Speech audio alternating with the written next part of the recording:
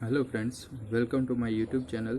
आज આપણે ધોરણ 7ના ગણિત વિષયમાં પ્રકરણ નંબર 1 પૂર્ણાંક સંખ્યાઓના સ્વાધ્યાય 1.1ના કેટલાક દાખલાઓ જોઈશું।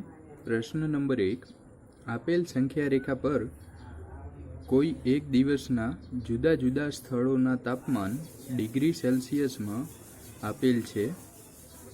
એટલે કે સંખ્યા રેખા ઉપર આપણને તાપમાન આપ્યા છે। આપણે અહીંયા જોઈએ, આપણે જોયું છે એ મુજબ જ કે શૂન્યની ડાબી બાજુ એ બધી ઋણ સંખ્યાઓ અને શૂન્યની જમણી બાજુ એ બધી જ ધન સંખ્યાઓ છે। તો અહીંયાથી ડાબી બાજુ જઈએ તો એ -1 અને -2 એ શ્રીનગરનું તાપમાન છે, જ્યારે -8 ડિગ્રી સેલ્સિયસ એ લાહોલ સ્પીતિનું તાપમાન છે। ત્યારબાદ 5 એ શિમલાનું તાપમાન છે, 14 એ ઉટીનું તાપમાન છે અને 22 એ બેંગલુરુનું તાપમાન છે। આ સંખ્યા રેખાને જુઓ અને તેના ઉપર દર્શાવેલ સ્થળોના તાપમાન લખો। 2 ઉપર આપેલ તાપમાનમાંથી સૌથી ગરમ અને સૌથી ઠંડા સ્થળોના તાપમાનમાં શું તફાવત છે? 3 લાહોલ સ્પીતિ અને શ્રીનગરના તાપમાનમાં શું તફાવત છે?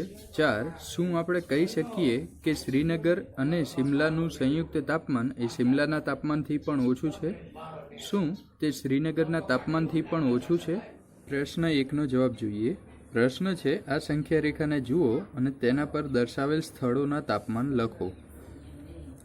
તો સૌથી પ્રથમ સ્થળ છે એ છે લાહોલ સ્પીતિ।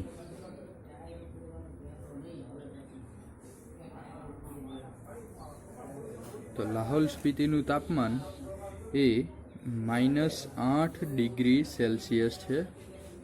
ત્યારબાદ છે શ્રીનગર। તો શ્રીનગરનું તાપમાન એ -2 ડિગ્રી સેલ્સિયસ છે। ત્યારબાદ શિમલાનું તાપમાન જોઈએ, તો શિમલાનું તાપમાન એ 5 ડિગ્રી સેલ્સિયસ છે। ત્યારબાદ ઉટીનું તાપમાન જોઈએ, તો ઉટીનું તાપમાન એ 14 ડિગ્રી સેલ્સિયસ છે અને બેંગલુરુનું તાપમાન એ 22 ડિગ્રી સેલ્સિયસ છે। તો અહીંયા આપણે જોઈ શકીએ છીએ કે બેંગલુરુ એ સૌથી ગરમ તાપમાન ધરાવે છે, જ્યારે લાહોલ સ્પીતિ એ સૌથી ઠંડુ તાપમાન ધરાવે છે। આપણે બીજા પ્રશ્નનો જવાબ જોઈએ। તો બીજો પ્રશ્ન છે, ઉપર આપેલ તાપમાનમાંથી સૌથી ગરમ અને સૌથી ઠંડા સ્થળોના તાપમાનમાં શું તફાવત છે? તો સૌથી ગરમ અને ઠંડા તાપમાન વચ્ચેનો તફાવત એ આપણે જોઈએ છીએ। તો સૌથી ગરમ એ તાપમાન એ બેંગલુરુનું છે, જે આપણે જોઈ શકીએ છીએ। તેથી બેંગલુરુનું તાપમાન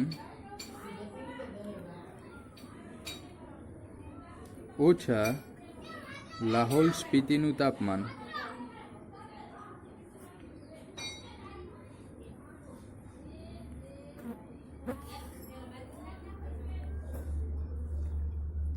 તો અહીં આગળ બેંગલુરુનું તાપમાન એ 22 ડિગ્રી સેલ્સિયસ છે, જ્યારે લાહોલ સ્પીતિનું તાપમાન એ -8 ડિગ્રી સેલ્સિયસ છે।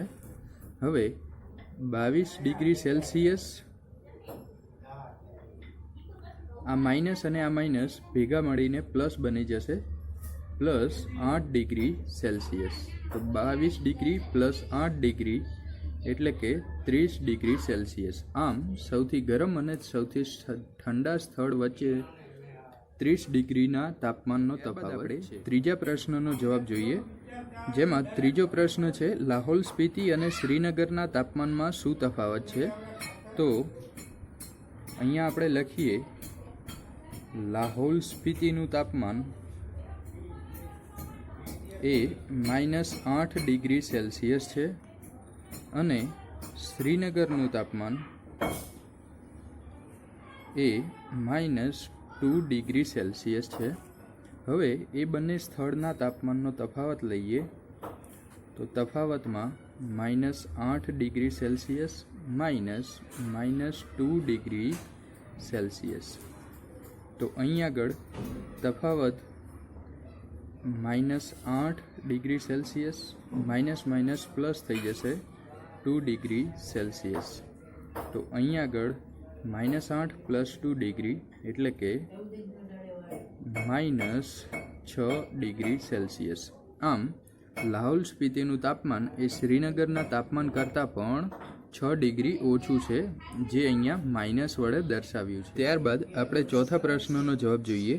ચોથો પ્રશ્ન છે કે શું આપણે કહી શકીએ કે શ્રીનગર અને શિમલાનું સંયુક્ત તાપમાન એ શિમલાના તાપમાનથી પણ ઓછું છે? શું તે શ્રીનગરના તાપમાનથી પણ ઓછું છે? તો અહીંયા આપણે સૌપ્રથમ શ્રીનગરનું તાપમાન લખીશું. તો શ્રીનગરનું તાપમાન એ -2 ડિગ્રી સેલ્સિયસ છે, જ્યારે શિમલાનું તાપમાન એ 5 ડિગ્રી સેલ્સિયસ છે. હવે એ બંનેનું સંયુક્ત તાપમાન તો અહીંયા આપણે શોધી લઈએ. સંયુક્ત તાપમાન, સંયુક્ત એટલે કે એ બંનેનું ભેગું, એટલે આપણે એ બંનેનો સરવાળો કરી દઈશું.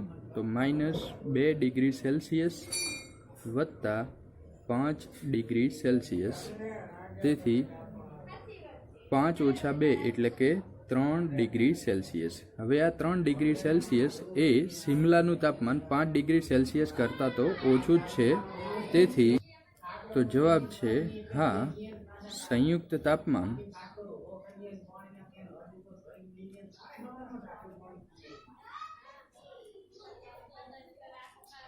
એ શિમલાના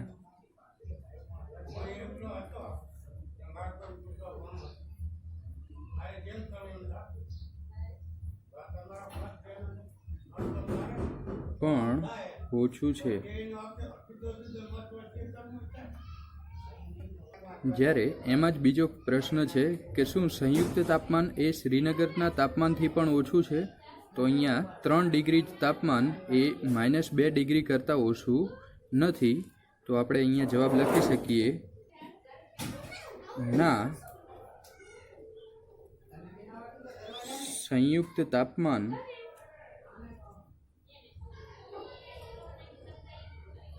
શ્રીનગરના